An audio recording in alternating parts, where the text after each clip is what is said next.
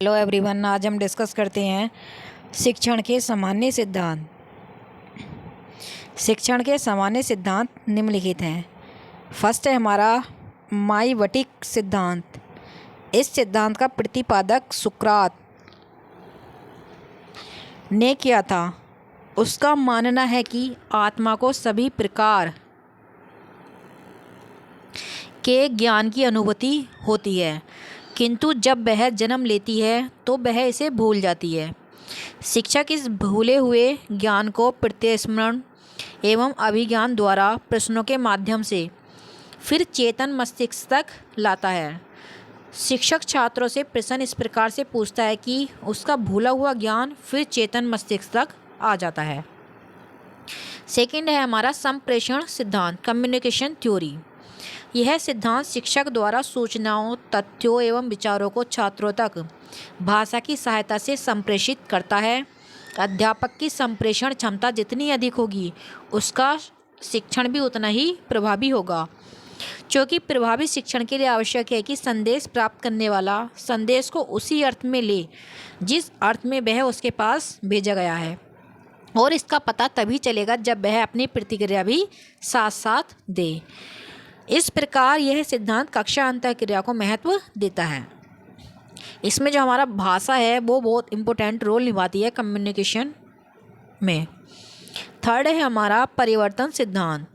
यह सिद्धांत शिक्षण को ऐसी प्रक्रिया मानता है जिसके द्वारा छात्रों के व्यवहार में अपेक्षित परिवर्तन लाया जाता है।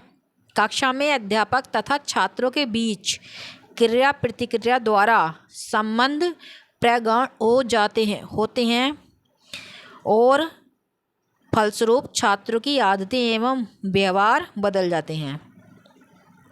परस्पर पूछताछ सिद्धांत। इस सिद्धांत के अनुसार अध्यापक का कार्य कक्षा में शिक्षण नहीं बल्कि अधिगम के लिए परिस्थितियां पैदा करना है। इसके लिए वह छात्रों को इस प्रकार से गाइड करता है कि वे स्वयं समस्या के समाधान तक पहुंच जाते हैं। अध्यापक तथा छात्र दोनों परस्पर पूछताछ या परिचर्चा के द्वारा शिक्षण कार्य को आगे बढ़ाते हैं। नेक्स्ट है हमारा क्रिया का सिद्धांत। इसका तात्पर्य यह है कि अध्यापक को हर पाठ में छात्रों से कुछ ना कुछ क्रिया करानी चाहिए, क्योंकि करके सीखने वाला ज्ञान कभी नहीं भूला जा सकता। मैकडोगल के अनुसार हर बच्चा रचना की कुछ जन्मजात भावनाएं रखता है। इसी भावना के कारण वह हर समय कुछ न कुछ करता रहता है। यदि अध्यापक द्वारा उसे किसी क्रिया से नहीं जोड़ा जाएगा तो वह स्वयं कुछ न कुछ करता रहेगा। क्रियाएं दो प्रकार की होती हैं, शारीरिक तथा मानसिक। शिक्षण में इन दोनों क्रियाओं का महत्व है, किंतु शारीरिक क्रियाओं का अधिक महत्व है। उदाहरण के लिए हम किसी पुस्तक में पढ़ी कहानी को साल 2 साल बाद भूल सकते हैं, किंतु साइकिल चलाना एक बार सीख लेने के बाद हम उसे कभी नहीं भूलते। इसीलिए अध्यापक सैद्धांतिक ज्ञान के साथ साथ छात्रों को उसका प्रयोग भी सिखाए तो यह ज्ञान स्थायी बन सकता है। जैसे यदि इतिहास की घटनाओं को पुस्तक से पढ़ाने के बजाय अध्यापक उन्हें स्वयं छात्रों द्वारा किए गए नाटक के रूप में प्रस्तुत करे तो इससे छात्रों का अधिगम स्थायी हो सकता है। अनेक आधुनिक शिक्षण विधियाँ जैसे मॉन्टेसरी विधि, परियोजना विधि, किंडरगार्टन विधि, डाल्टन विधि, समस्या समाधान विधि आदि इसी सिद्धांत पर आधारित हैं, जिनमें शारीरिक व मानसिक दोनों क्रियाओं पर बल दिया जाता है। नेक्स्ट है हमारा रुचि का सिद्धांत। इस सिद्धांत के अनुसार शिक्षण तभी किया जाए जब छात्रों की उसमें रुचि हो, और यदि रुचि ना हो तो शिक्षण से पूर्व रुचि पैदा की जाए।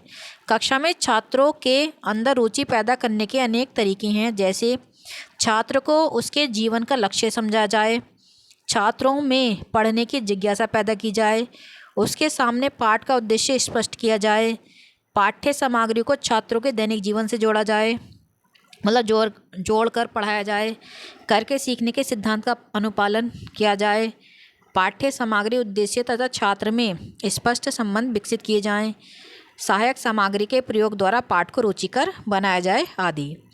नेक्स्ट है हमारा जीवन से जोड़ने का सिद्धांत। छात्र अपने स्वयं के जगत में जीता है, वह उन्हीं विषयों एवं क्रियाओं में रुचि लेता है जिसका उसके जीवन से सीधा संबंध हो। यदि विषय वस्तु छात्रों को उनके जीवन से जोड़कर पढ़ाई जाए तो वे उसमें रुचि भी लेंगे, वह विषय वस्तु उसकी समझ में भी आएगी। इस सिद्धांत का अनुपालन करने से छात्र का पुराना अनुभव उनके नए अनुभवों से जुड़ जाता है और नया अनुभव पुराने अनुभव का अंग बन जाता है। नेक्स्ट है हमारा निश्चित लक्ष्य का सिद्धांत। शिक्षण से पूर्व अध्यापक के सामने पाठ के उद्देश्य स्पष्ट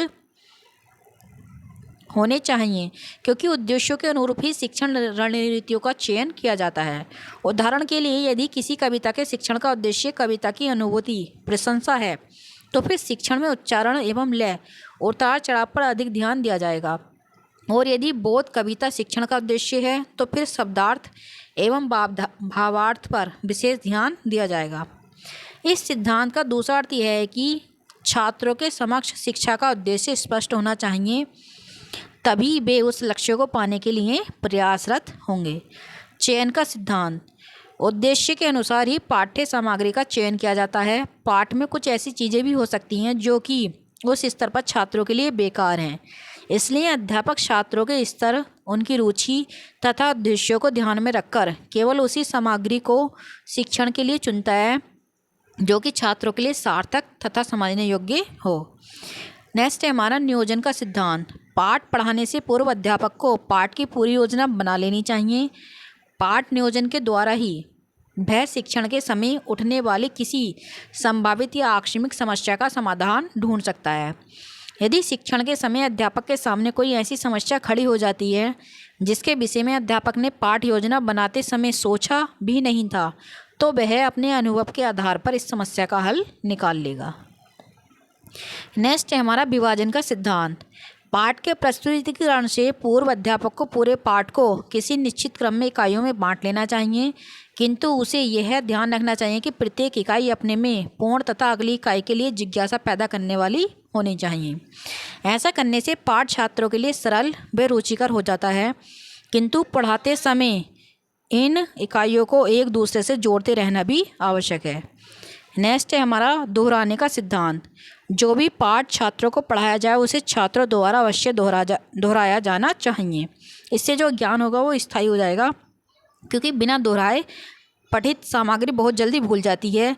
कथित सामग्री को बार बार तथा आसानी सामग्री को कम दोहराने की आवश्यकता पड़ती है। छात्रों को गृह कार्य इसी सिद्धांत का अनुपालन करते हुए दिया जाना चाहिए। नेक्स्ट है हमारा लोकतांत्रिक व्यवहार का सिद्धांत। कक्षा में छात्रों के प्रति अध्यापक का व्यवहार लोकतांत्रिक होना चाहिए, अर्थात छात्रों के व्यक्तित्व को सम्मान देते हुए उनके स्वचिंतन एवं स्वतंत्र अभिव्यक्तियों को उभरने का पूरा अवसर दिया जाना चाहिए।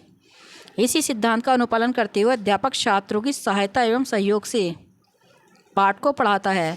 वह उनसे प्रश्न पूछता है, उनके प्रश्नों का उत्तर देता है और शिक्षण के बाद वह छात्रों को अपनी आलोचना के लिए खुलकर आमंत्रित भी करता है।